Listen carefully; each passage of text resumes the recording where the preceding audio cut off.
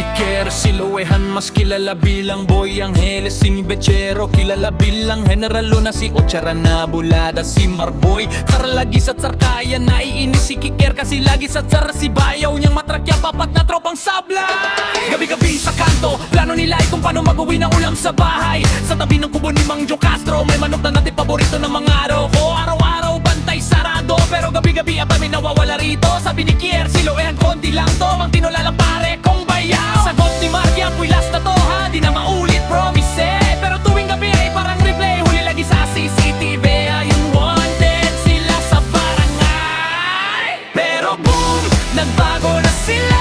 Dati silang tao, ngayon mga buhayan na.